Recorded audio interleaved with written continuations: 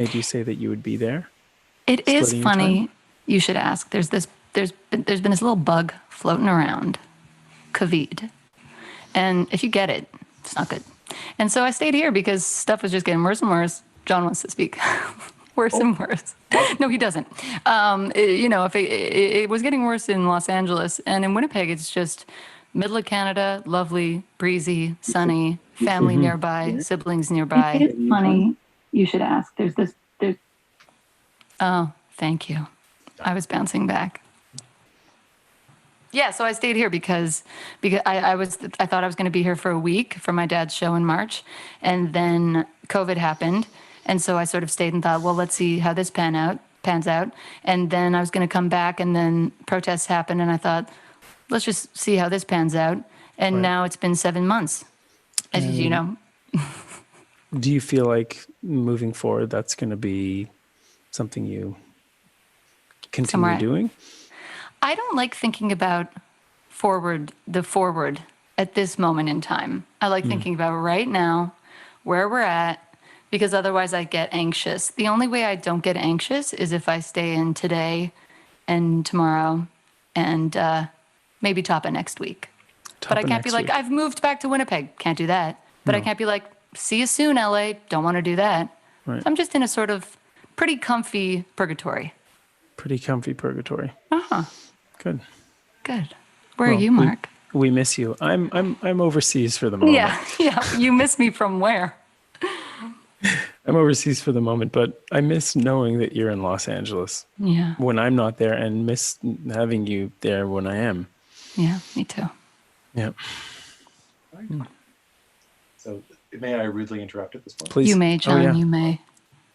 Well, I'm here to offer some housekeeping notes. So, please. Hello everyone on Zoom and watching via YouTube. My name is John Taves. I'm the event coordinator at McNally Robinson Booksellers here in Winnipeg. This event is being broadcast from Treaty 1 territory, the traditional territory of Anishinaabe, Cree, Oji-Cree, Dakota, and Dene peoples in the homeland of the Métis Nation. I'd like to begin by thanking all of you for joining us here tonight. You're in for an evening of conversation, music, and storytelling, hosted by two superlative individuals, neither of whom are me. So rest assured you'll only have to tolerate my presence for housekeeping at the beginning and end of the event. We're here to celebrate the virtual launch of Hayley Gene Penner's memoir, People You Follow, published by our good friends at Dundurn Press. Those of you who know Hayley from her music will not be surprised to know that her artistic talent extends to the written word, but rest assured we'll also be graced with her musical gifts this evening. As questions occur to you throughout the event, please feel free to write them in the Q&A box that you'll find at the bottom of this Zoom window anytime. There's a link in the chat that will allow you to purchase a copy of the book, or there will be in just a moment, via our website, each of which comes with a download link for an exclusive song. You can also contact McNally Robinson Booksellers over the phone or visit us in person to order copies. I now have the pleasure of introducing your host for this evening. Marc Bendavid is a Canadian film, television, and stage actor, known for his appearances in many programs, including Dark Matter, and most recently, Good Witch. He's also one heck of a gardener, as social media will testify. Please join me in putting your virtual hands together for Marc Bendavid.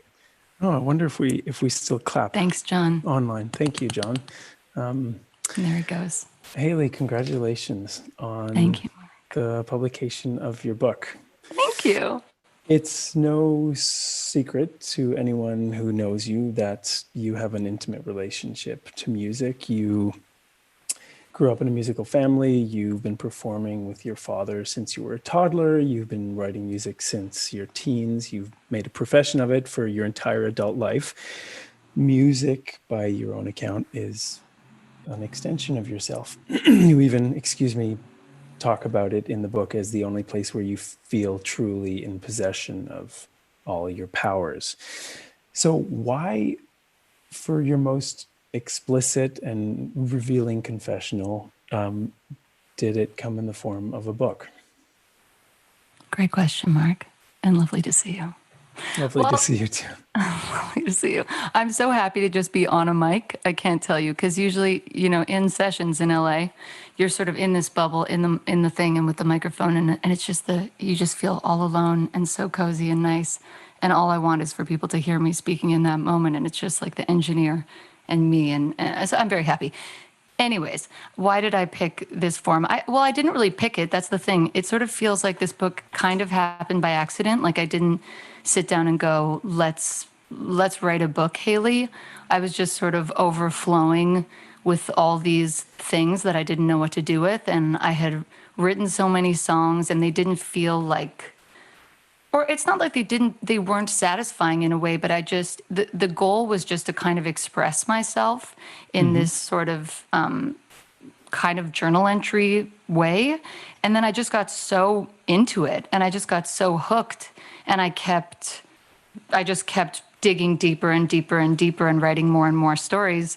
And then kind of just started piecing them together and going like, oh, maybe this isn't just me trying to figure out my baggage. Maybe this is something else. So it kind of revealed itself to me over time rather than me sitting down with the intention of writing it in this medium. And how long had you been writing it before you realized that you kind of had the beginnings of a book on your table? I mean, I think probably just a few months. Like I think it happened pretty quickly. Wow. But I will say the first chapter I wrote, which actually will be the first chapter I read, I immediately posted on the internet. Like I wrote it and then I went online and I set up a blog and posted it. And then our lovely mutual friend was like, take that down, stop it. This is not a blog. So I immediately canceled it, deleted it, and then just kept writing. But my first intention was just to be like, oh, I posted a thing, bleh, there you go. And it sort of took, yeah. And how did that taking it back in change the nature of what you were writing, what you were doing, the making it private again? Because it sounds like you had the impulse to not even let it be private for a second. Yeah. But in the end of the book, we realize that you have done this whole thing very much alone.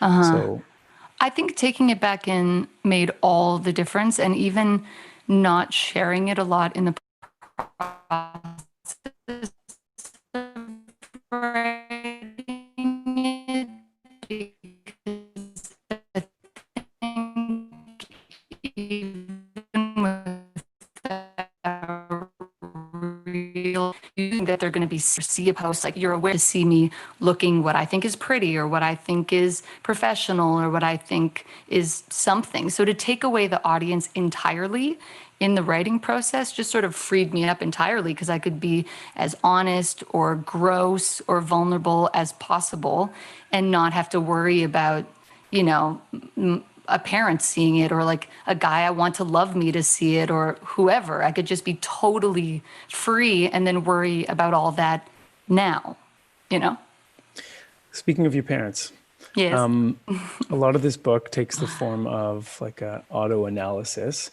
And one of the things you don't shy away from doing is making connections between your parents, your dysfunctions.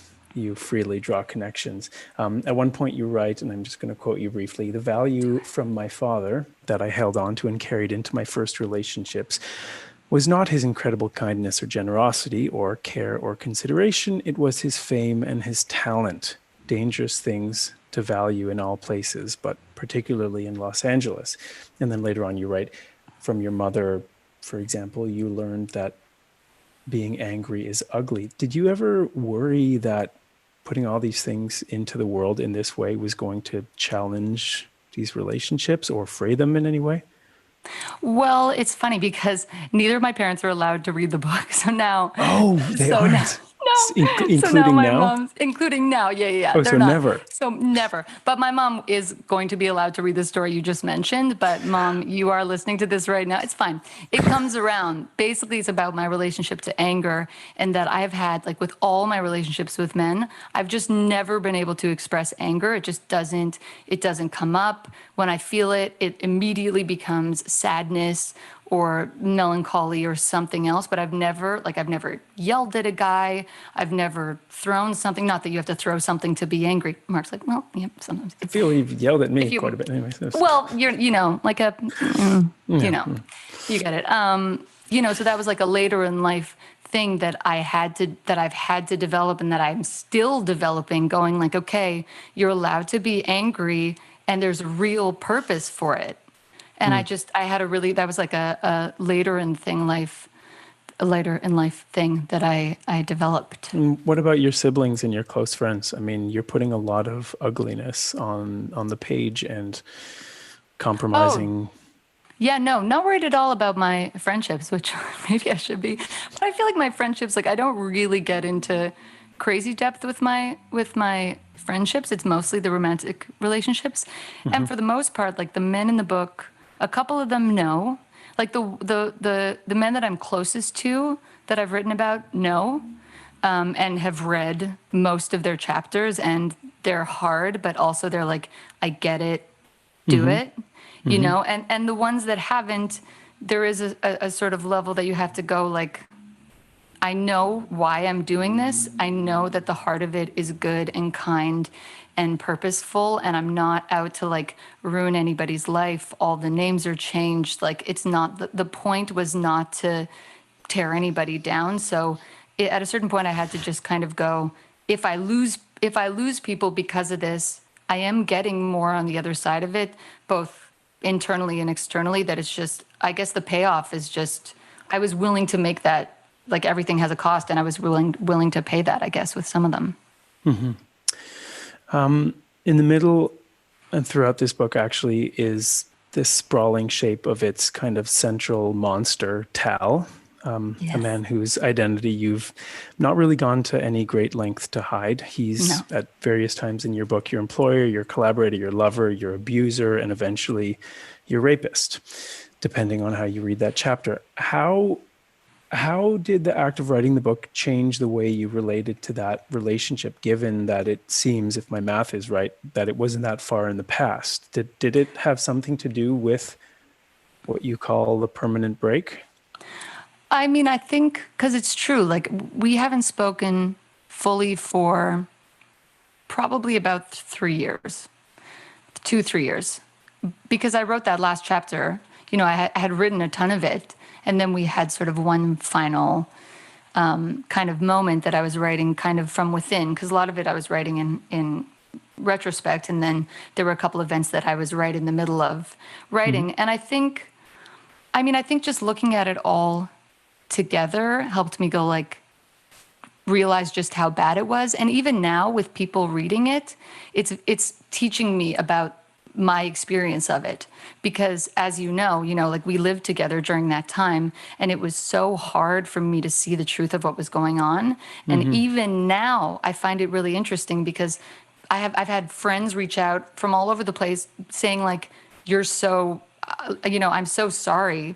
And also, like, I'm sorry you went through all this. This is blah, blah, blah. And a little part of me is like, gone through what? Like a little part, there's a voice in my head that's like, what are you talking about? It wasn't that bad. Like, it wasn't that bad. So there's still the voice in me that's fighting back the reality of what happened, even though I've written it all out and I've seen it all, and I know now just how bad it was. It's like there's two voices, which I'm usually in conversation with at kind of at any point in my life. There's like the smart one, and the one that's just immersed in a situation. And I was actually, it ties into my next question about this ability or lack of ability to shock yourself. At one point in the book, you talk about spending a fairy tale week with an unnamed Emmy-nominated TV star. You go through Central Park on walks, you have sex marathons, you play, make plans for your future together, everything. And then moments before your departure, he asks you to wait in the pharmacy while he goes and without discussion, without your permission, buys a morning after pill and presents it to you with a Dixie cup of water. Where did he get the Dixie cup? Maybe that's not the same question. Yeah. He just carried them around. And you Thirsty kind of, guy. like so many moments in this book, you take it in stride. Just kind of swallow it and make a joke about it. And I wonder, especially that moment, do these things as they're happening ever shock you? Or is it just after the fact, when you're writing them, that you realize how insane it is for something like that to happen in that moment? I think it's always in hindsight. In the moment, I'm like, oh, this is weird and funny. Like, this is unusual. But even that moment in particular, it took a couple close friends to say to me, like, that is so fucked up. Oh, excuse me, there will be swearing here on this adult Zoom. yeah, it took a few friends to be like, do you know how bad that is? For me to be like, oh, I guess that is very bad, actually. That I didn't know what I was, and then, but it was so, like, I immediately turned it into a joke. Like, he presented it, and then I pretended he was like my warden in a clinic or something, and like stuck out my tongue and like proved to him that I had swallowed it. And so it immediately became funny, which I'm sure, I think I also say it a few times in the book, which is like something bad happens, I turn it into a joke, and then I think the guys kind of immediately relieved a bit. You know, that I've flipped it so quickly, so we can just like move on. Like, everybody can move on, everything's good, we're all good, move on. I think it's time for you to sing a little bit. Okay, I could talk to you noticed that. forever, Yeah, Mark, you know I know. that. We can talk some more after and take some We can talk questions some from the more. Okay, I audience. would love that. But take it away. Thank you. Kendra, my darling, would you pass me my guitar? My sisters and one of my sister's roommates is sitting over there. Oh, Mark is gone. It's just me now. Hi, guys. Hi, guys. I don't know who's out there, but I know you are. I'm going to sing the first song, which is the title song of the record and the book, called People You Follow. And let's just make the guitars coming through. Oh, classic. Here we go.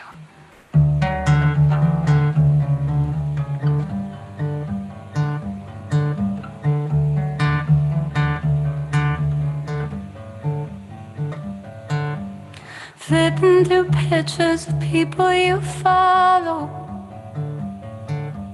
trying to see if there's someone who wasn't there last time I flipped through the pictures of people you follow, of people you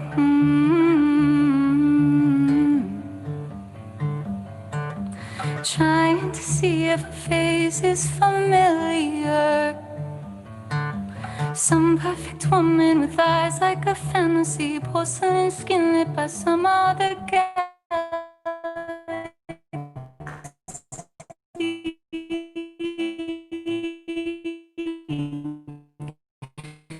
All of people you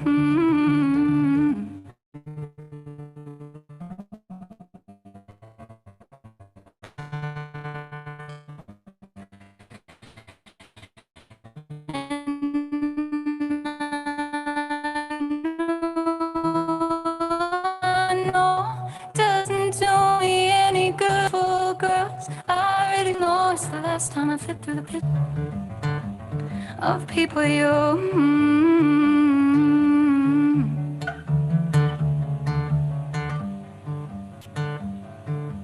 flipping through pictures of people you follow, trying to tell if there's someone who you might be loving in ways that you were never loving me. Oh, the last time I flipped through the pictures of people you follow, of people you and I know doesn't do me any good to see them next to me.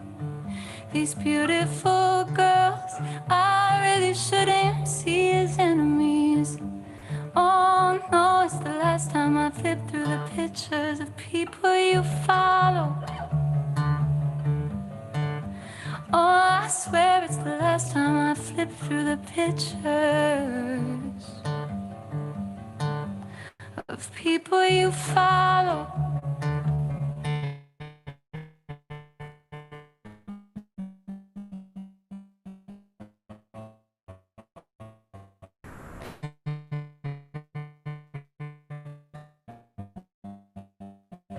Okay, I'm gonna unplug this. I'm gonna pass this back to one of my two sisters. Kendra's gonna grab it, she's got it.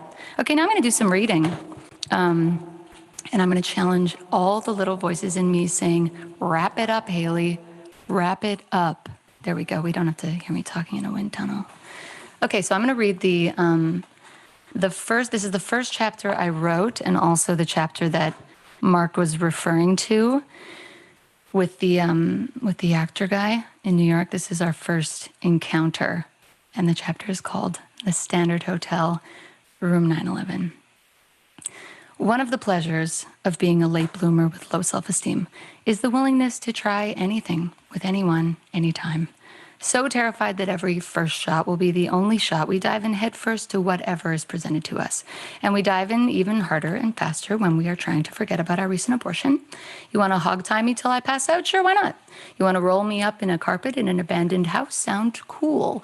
You want to fuck in the back of this movie theater? Of course, let me just put the popcorn on the floor. One of the pleasures of living in LA is the pool of celebrities you find yourself in. Rich, notable men who are more than interested in taking a break from their supermodels and actresses, perhaps to remind themselves how far they've come or just to flex and dazzle a passably beautiful commoner. I am the perfect subject for such men, and such men are the perfect subjects for me. Growing up with a famous father and being surrounded by fame all my life gave me a unique sense of normalcy around the whole celebrity thing. I can both be dazzled and feel totally at home while simultaneously recognizing that just men, just dudes groping in the dark like everyone else, men who cry and shit and shower, men who fuck up relationships and don't call their mothers enough. I met Daniel on a hilarious celebrity dating app. It's possible it's like Fight Club, and even mentioning it here will get me kicked off. He was staying at the Standard downtown. I waited in the lobby in my black, I'm sure to get fucked in this jumper, a leather jacket, and a new MAC lipstick shade called Vendetta. The elevator dinged, and he came limping around the corner wearing a boot from a recent injury, like a big, sexy bear with a broken leg, just busted up enough to make me feel incrementally less intimidated. I immediately made a joke about the boot, a joke he missed, a joke I had to awkwardly explain, something like, I love your style, that boot is so edgy. We crossed the street and sat down at a hip little restaurant. He ate chicken. I ordered some sort of rice vegetable situation. He does not drink, so I did not drink. Then he sealed the deal by doing the things that always seal the deal. He made me laugh, and he made me talk about myself. He asked me questions about my family, then used my siblings' names in follow-up questions.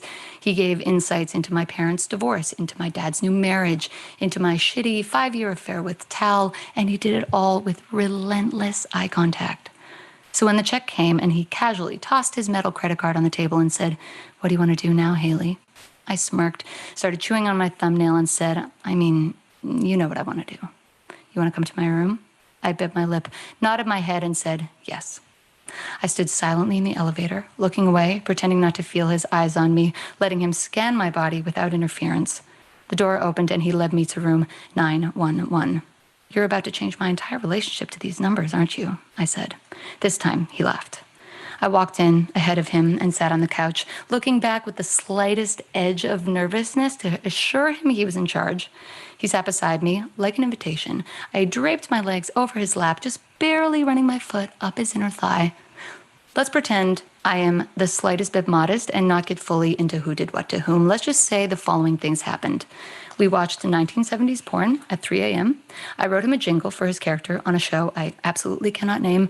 And at one point, I thought he was going to bite my ear off, like clean off. But my favorite moment of the night, besides the alluded to adult activities, happened at 4 a.m. Half asleep, fully naked, partially covered. He gently released me from his grasp and stood up. Like you do if you heard a large, mysterious animal outside your tent on a camping trip, I kept my eyes closed, careful not to expose my consciousness. Squinting one eye open, I watched his beautiful, lumpy, vulnerable, out-of-shape body trace the wall in the darkness, clumsily avoiding a totally unnecessary number of iPhone chargers and empty, sparkling water bottles. He reached down and pulled out a small box, then began picking at it. Like opening a candy wrapper in a silent movie theater, he moved very quickly, then very slow, then very quickly again.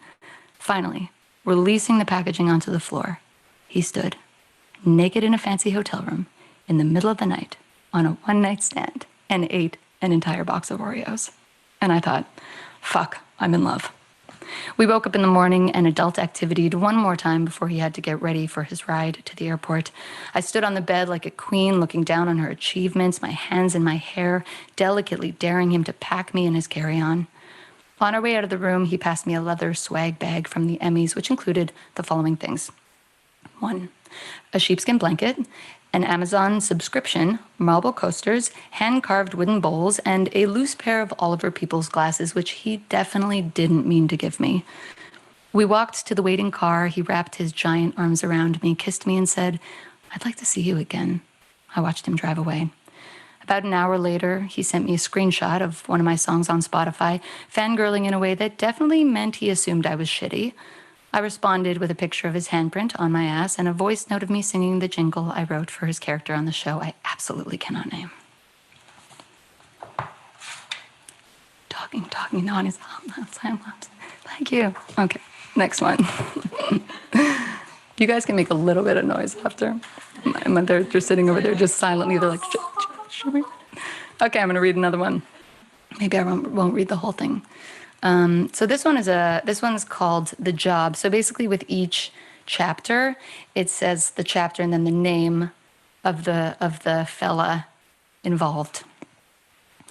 Let's talk for a second about what being an LA-based songwriter looks like. When you start out, you are basically a professional blind speed dater. You sign to a publisher, and then they start filling your calendar with the names and addresses of men who are producers. For years, I never saw another woman. Like, where are they keeping all the women? In my experience as a freshly signed writer, there is no real thought put into these dates. It's like, well, she's new to the city and we don't know who she's going to fall in love with, so we'll say yes to everyone.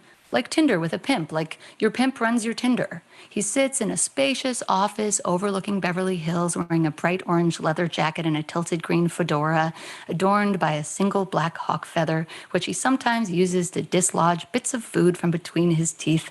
And he puts zero effort into considering compatibility. He's like, let's toss her around. Some combination will do something that will make somebody some money. There's also an illusion of productivity that comes with being busy in LA. In LA, it is easy to be busy. It is easy to write a new song with a new person every single day. You can speedily collect songs, which you just as speedily dump into your never to be released by any artist ever folder.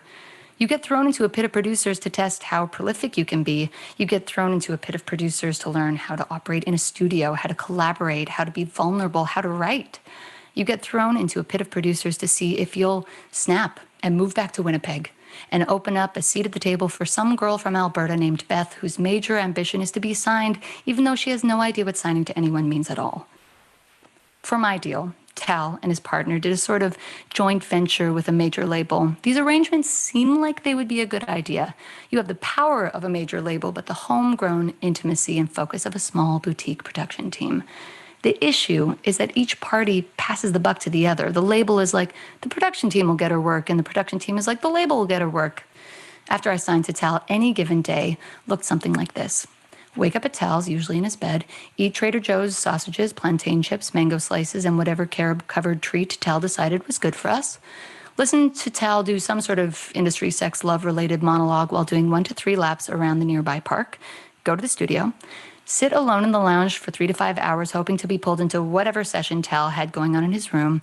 Check schedule and find the name and location of some adult male who also happened to be a producer.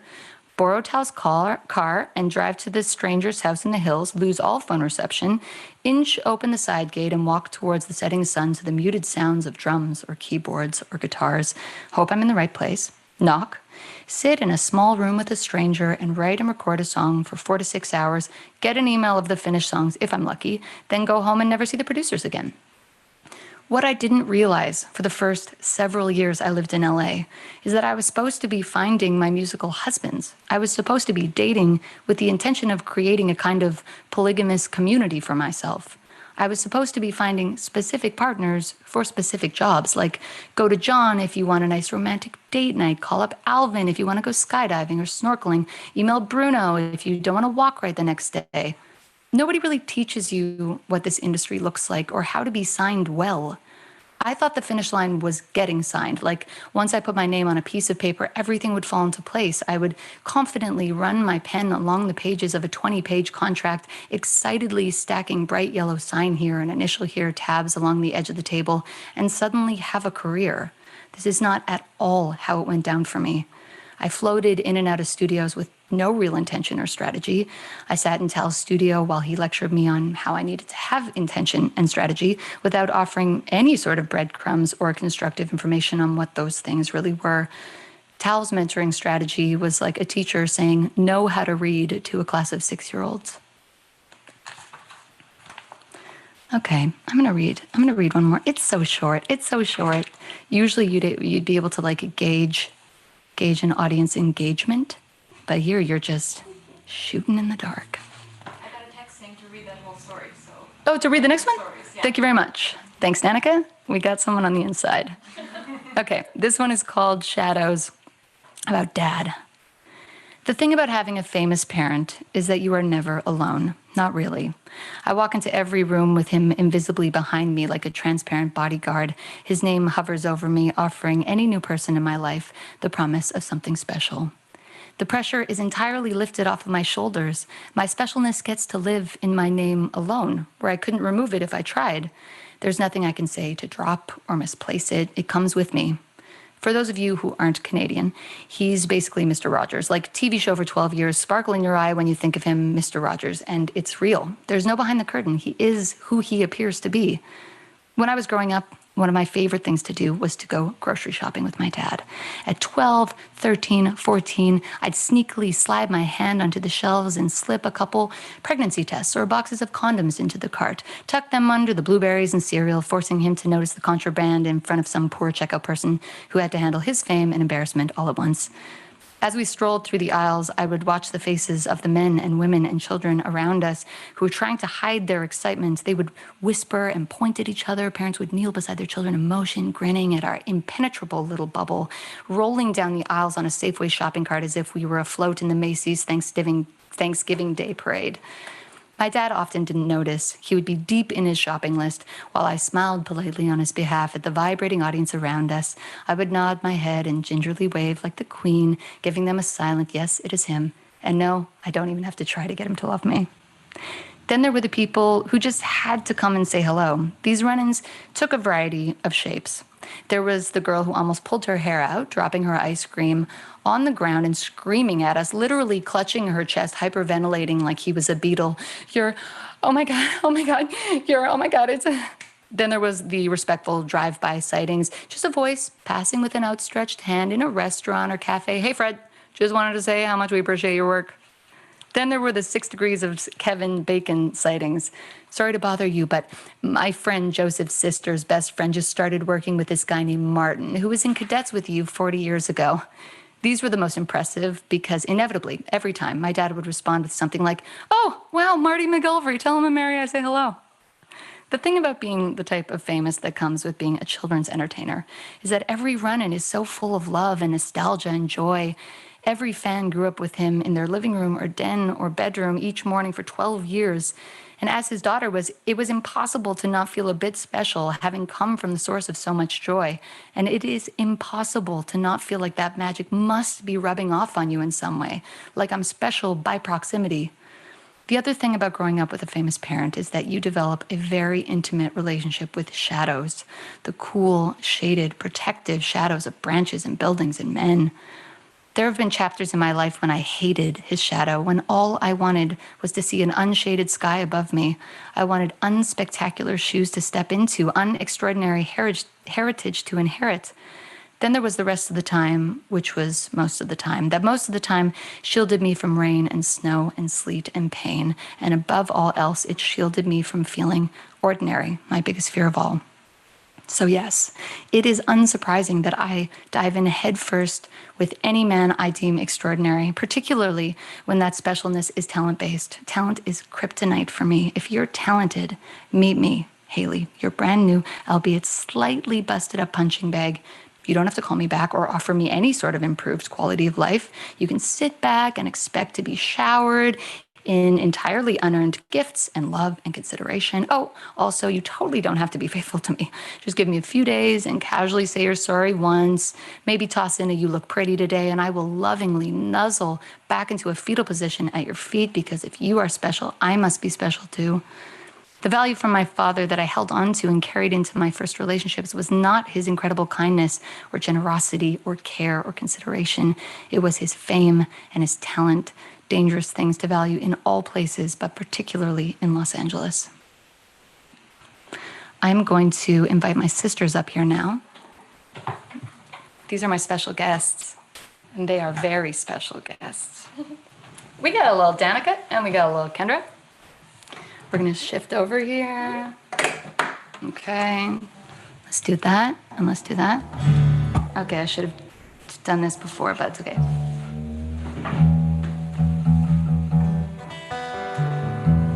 So we're just gonna play one song now because I still wanna be able to chat with you guys a bit and answer some questions. So we're just gonna do Sleep at Night. And this one is about Tal, really.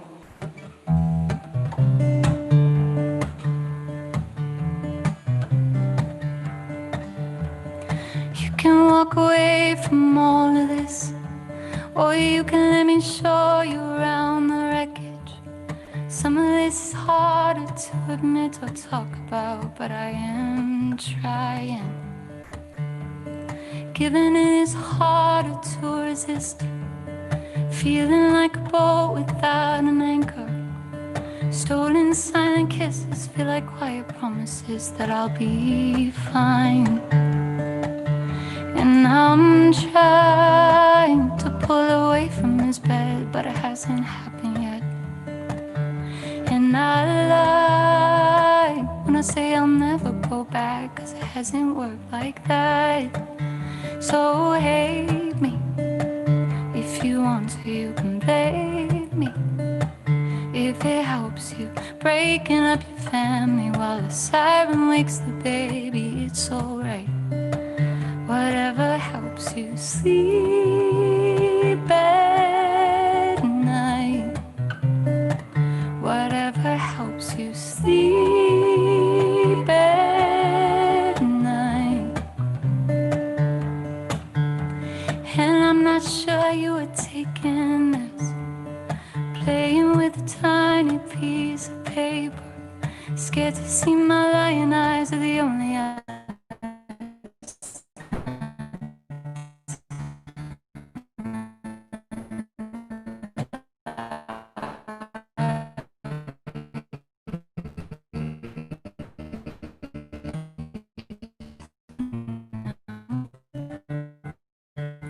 And I've got my baby from your mountains, somewhere across the ocean, trusting him. And I'm trying it.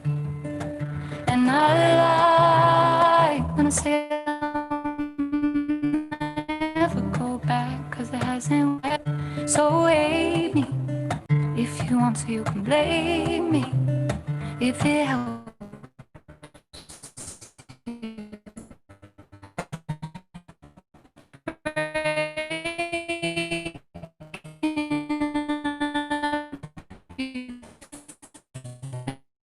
While the siren wakes the baby, it's so bad. Whatever helps you sleep at night. And I'm trying to pull away from this bed, but it hasn't happened yet. And I lie when I say I'll never go back, 'cause it hasn't worked like that. So hate me if you want to, you can blame me if it helps you. Breaking up your family while the siren wakes the baby, it's alright. Whatever helps you sleep at night. Whatever helps you sleep at night.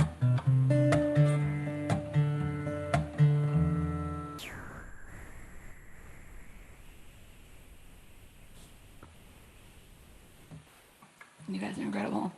I should win an Academy Award for not crying just now, because it took everything in me, literally everything. I was like, don't do it, you're not professional, don't do it. That's it, that's the only little thing I think of. Thanks, ladies. Thank you. They came all the way here. Danica got she's got a babysitter. She leaves the kids at home. They're just for a single song, but I love you. Oh yeah, I guess your husband, sorry. Chris, you are not a babysitter. You're a co-parent. Okay, Mark, you wanna come back? Hi, Mark. I blacked out for a while there. What happened? Oh, I can't hear you now. Hear me okay? Now I can. You're back. Okay. It's all right.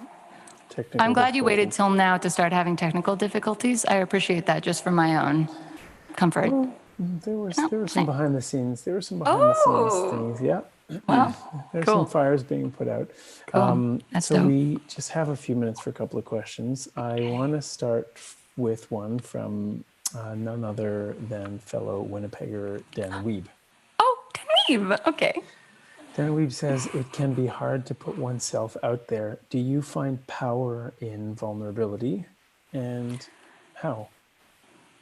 I definitely do. I mean, there's an enormous amount of power and vulnerability. Mostly, I feel like it's the only way to truly be met as you are. Like if I'm fully vulnerable, then somebody actually has the opportunity to meet me there.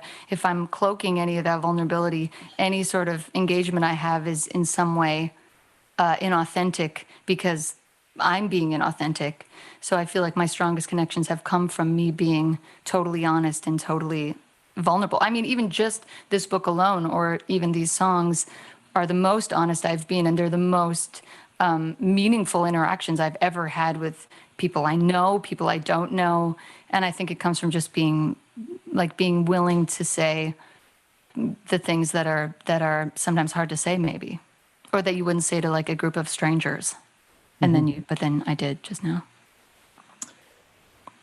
Maytav Kotar asks, what's the most valuable thing you learned about yourself while writing this book? Maytav is my manager, by the way. We love her. We love her very much. The most valuable thing I learned about myself, I mean, this I'm not even sure if this is really an answer, but it's funny because the book is called People You Follow because I think so much of it is written about me following men to places. Like all the big moves are me, letting a guy lead somewhere. And this whole endeavor is kind of the first time I've ever done a thing that was led by no one but me. It was the first time that I took full reins, and like this portion of my life wouldn't be called People You Follow. It would be me leading sort of this new chapter of my life. So maybe it is about the power, and maybe the thing I learned wasn't even in the content of the book, but just in the process of writing it, just how satisfying and empowering it is to just do your thing and not look for approval and just express it. Was that different than the process and the feeling after writing your albums? Definitely. I mean, this is the first full album, and there were several kind of failed attempts, not that they were failed, but albums that never came out kind of before that, little EPs, or I did sort of a whole, 8 songs with a label that some of them came out and then some of them didn't.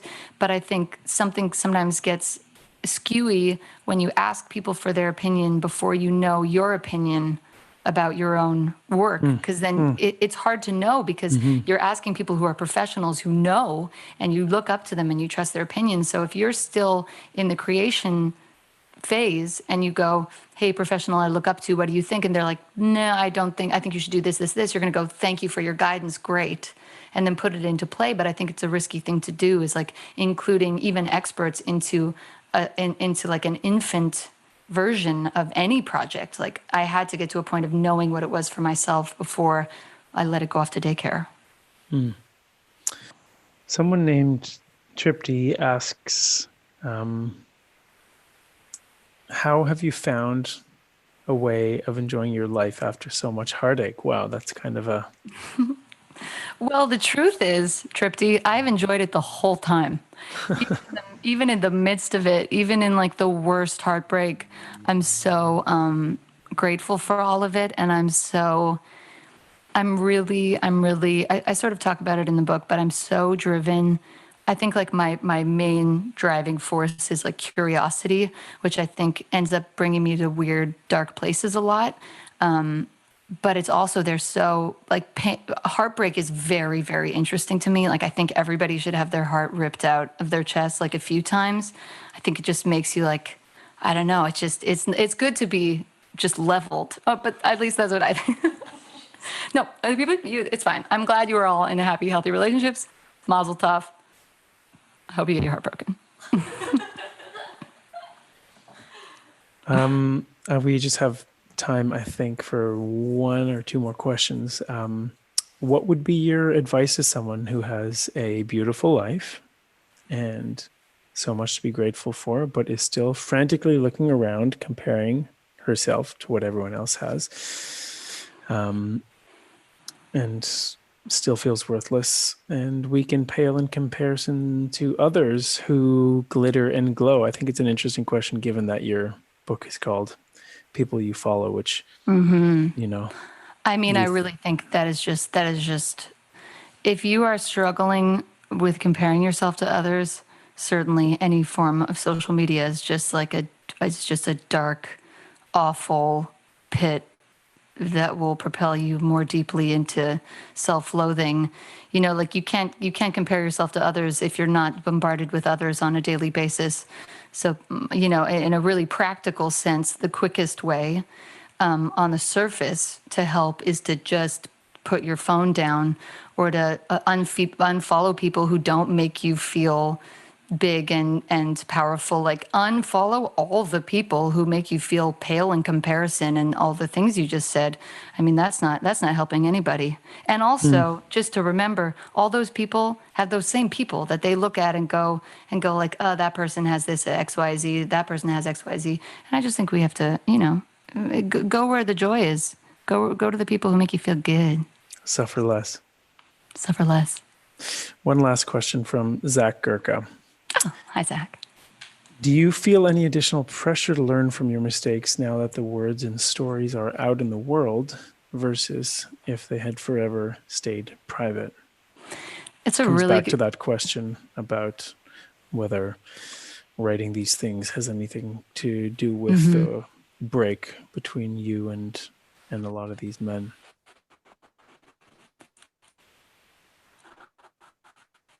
I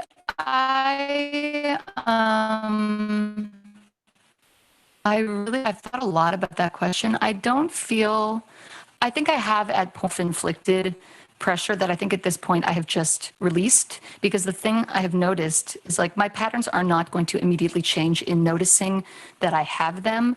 But what I've noticed in the last, you know, year or so is that I have the same reactions, but hopefully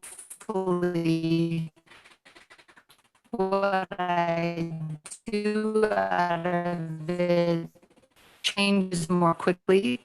But I think putting any sort of pressure on, so I guess the answer is no, I don't. I don't put pressure on myself to suddenly be healed from the writing of a book. But I've thought a lot about that, because a part of me thinks like I should have been, that I should have, by writing it, I should be like a fixed person. But yeah, thanks, Zach. Thank you, Zach. John Should I Taves just is eat knocking some at the door. chips Nope. at the end of this? Oh, he's knocking. I could drink some soup or something. We could do some ASMR or something. No? All right, it's fine. Cool. Rudely interjecting at the end. Thank you. Yes, come on in, John. Thank you both so very much. I wanted to start off my own closing comments from a place of abject capitalism by pointing out that you may conveniently purchase books through McNally Robinson Booksellers, either online, over the phone, or in person. We also mail out books if any of you are interested, and as mentioned, all the books that we have do have a download card for a beautiful bonus song by Hayley Gene Penner included as well. This event was streaming via YouTube, so again, hello to everybody watching us that way. A recording will remain if you'd like to revisit the conversation, and you should also feel free to pass the link along to anyone who was unable to attend who might be interested in watching. So much gratitude once again to Dundurn for bringing this novel into the world and this event to fruition. To Marc Bendavid for shepherding us through the evening with his warmth and curiosity. And of course to Hayley Gene Penner for her humor, generosity of spirit, and for serenading us this evening. Finally, thanks to all of you in the audience for joining us in this virtual event space. I hope you all have a very lovely evening. Thank you so much, John. Thank you. Thank you.